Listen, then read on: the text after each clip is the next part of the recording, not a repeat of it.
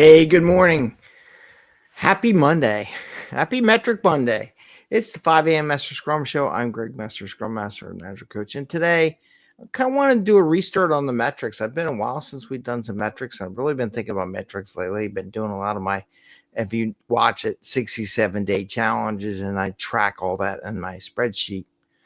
And what I'm doing is some metrics. But I've thought about a lot of people lately who have been like, oh, metrics don't help, but we shouldn't do metrics. We shouldn't measure anything. And I want to say some metrics do work. They're used everywhere. And for people to say, it's just like giving a review to your customers, and getting feedback like, oh, that doesn't work and everything, but it does. So I want to share a little bit of today. I want to talk about a little bit why metrics are good in Scrum and anything you do, actually, as long as you don't take it to the nth degree, to the extremes, and some core ones that you should do as a Scrum Master on a Scrum team. So I'm going to talk about that. It's going to be a quick one.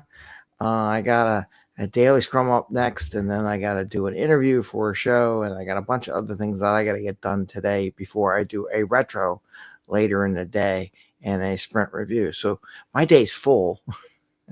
Never lets up, and it always does. So let's talk about it today. It's 5 a.m. Mester Scrum Show. I am Greg Mester, Scrum Master and Agile Coach, and here we talk about Scrum and Agile in a very practical and tactical way, so you can bring more value to the customer, not work that hard to get the value to the customer, and have a little fun along the way. And as we talk about metrics, I got Bubbles here. She's, if you see in the camera, she's here. She's like, Dad's there in the show. I'm gonna join the show. So why metrics? What really dawns on me? So this morning I measure every 67 days, and where I stop and go and keep accurate counts on whether or not I'm achieving my goals, right? My personal goals and business goals. And today I hit a metric of 67 days of bicycling every 15 minutes. So no, not every 15 minutes a day. So sorry for my voice loss there. I do a 15-minute bike ride every morning, get me going. Something I want to do for the next 30, 40, 50 years of my lifetime if I'm lucky enough to reach that. So it's something I can maintain forever. Metrics. Why metrics? Everything's measured. As I watch the metrics, I keep track. I give myself incentives. Oh, I have so many more days and where I am in different levels. Same thing goes with business. There is not a business book out there, not a marketing book, not a software book. It doesn't talk about doing some kind of measurement to track how you did and how you got better. In the old, we're still here. What are we looking at for? The green belts, black belts. Man, my mind just took a blank. But the statistical stuff, the measurement of how we're doing, the Six Sigma world, right? We've been doing measurements forever, and they come and go in different forms, and it's okay. Sometimes you get tired of the metrics you have, and you want to try something new, but you are going to measure. And for those who say, we're not going to measure, sooner or later you're going to come back to it. I'd rather have you change up what you're measuring for a different purpose and different goal than not measure at all. Because once you get in a habit of measuring, it's hard to get back. You go back to the basics again. You start all over again. You're back to the negative space versus keep doing it every day. So when we do metrics, we do it to see how we did in the past. Are we in the right direction? Do we make change, and did our change impact the numbers in a good way? They talk about this in marketing all the time. It's called A/B testing, right? So you do an A/B test and you say, okay, did this view or this item do better than the other one when we want views or hits or new subscribers or sales or whatever the metric is? We do it all the time. It's there. What I love is some of these purists on Scrum or development. We don't need to measure. We don't need due dates. We don't need all that stuff. And I said, yeah, you do. It's going to help you in the long run. It's going to help your team. It's going to give you data to share with other people, because people understand data, right? They may not understand data, but they understand when they see it. They understand when they have a view. So I want to encourage you, don't get away from doing metrics. Change up your metrics if you don't think they're being useful. And maybe I should mute my phone. By the way, if you subscribe to the channel, you should get notifications that we're live. So that was a notification telling me that we were live and how far into it. 5 minutes into the show, I got a notification. So sorry if I'm a little delayed. If you're on here or comment or whatever, or you see it later. But the nice thing is here. All right. So what are the core metrics that you as a Scrum Master and Agile coach should think about? One, from a personal standpoint, individual, any metric you do, any habit you're working on daily, you want a daily metric. You want a snapshot in time, and you want an end of your period performance, and then over time.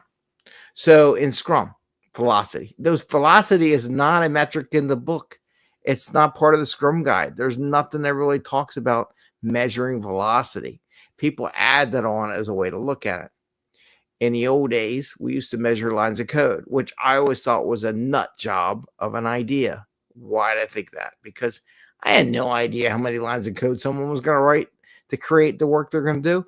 And some of the lines of code add no value whatsoever. So, I mean, really bad. So why would you measure it? Only reason why you would if you needed memory space. And I think we kind of solved that problem in the world. So let's talk about velocity. So you do work. So there's ways you can measure how much work you can do. You can talk about how many stories or tasks or whatever issues you're working in a sprint. Okay. You can measure by the issue count. You can measure by points for velocity. You can do a point estimate. We could talk. We'll do another show on reemphasizing how to do points. I would say do both. I would say look at issue count, and I would say look at a value like points, like try to be it's supposed to be mimicking how complex or how difficult the particular work is. Because you can have 50 things that take you 5 seconds to get done, but you can have one big thing that's going to take you all that time to get it done. So you want to look at both numbers. You want to look at how we doing from account wise and how we do in velocity. So those are core right there, right? Burn down charts or burn up charts. It's nice to have. It's nice to see that is things getting done. You may or may not need that. You may be able to look at on your board, like your Kanban board, your Scrum board, as seeing things moving to the right. Question is things getting done. And that's where you measure that. We can measure things getting over, but if the pieces aren't done and the actual work isn't, quote, done, then how do you know you're really getting to the point where you have value producing? So some way of measuring what you value as done, whether it be features done, points done, stories done, whatever you need to do to get into the customer's hand is a measurement. So we have velocity measured either in points or issues counts. We have done, measuring something done. How do you want to measure your done? 2, measure, I want to say an average, right? So I like in Scrum, things can go up and down. They will always go up and down. There's never going to be, it's going to be perfectly fine. It ain't going to happen. So you want to do a moving average. So I would do a moving average of those previous items, whether it be issue counts, points, or even how much your definition done. Do a moving average from sprint to sprint to sprint. And that way you can see, are you in a good direction? Are you accelerating? Are you deaccelerating? Are you staying the same? What's going on? And why do we do all this? Because you want to see over time how your retrospectives are impacting your team's ability to produce value, right?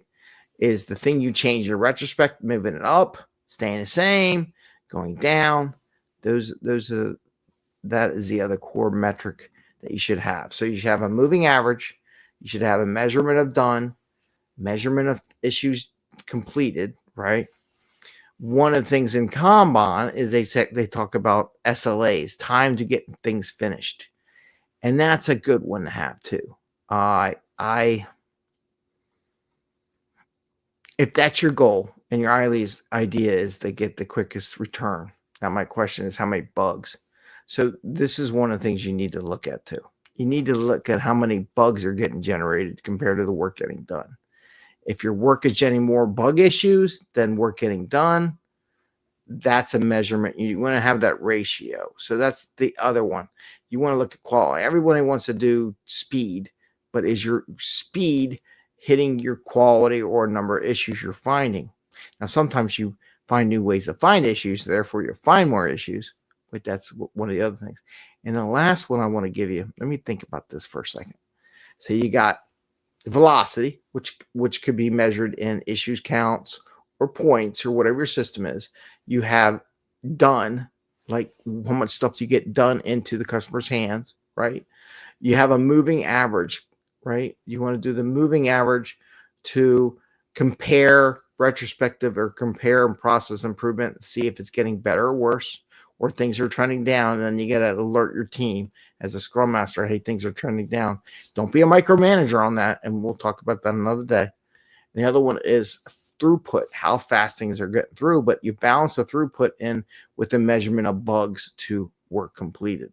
So yeah, you want to, if you're going to measure throughput, I recommend you in partnership measuring how many bugs are you generating, what's the quality of the work, some measurement of quality on that one, right? And the last thing to measure is how are you doing, right? How is your team doing? Find different ways to measure it. It may be more subjective. How is your team progressing? How do they feel quantitative wise? There's surveys you can do, things like that, and you can compare values that people are having. And you don't measure that often per se. You may measure once a quarter or something like that when you get more time in. You may want to do for new hires. How are they feeling within the first 2 weeks in the first sprint? Are they part of the team? Are they not part of the team? So if you have new hires, that's kind of how but you want to measure a more subjective, not an objective, but a subjective measurement of how the team is doing. So that's what I have for today, reintroducing Metric Monday. And I hope that helps. We'll go more into detail on Mondays going forth. It might be later in the afternoon because I usually have teaching on Mondays, which is why I haven't done it on Mondays. So maybe in the afternoon on Mondays, we'll do the metric Mondays, but I want to make sure I do these metrics because I do find these valuable and I do want to give pointers and thoughts on how to measure, whether it be personal growth or team growth. With that, I want to wish you the best. I want to wish you happy scrumming, and we'll see you soon. Take care and see you next time. Bye, everyone. Bye, Bubbles.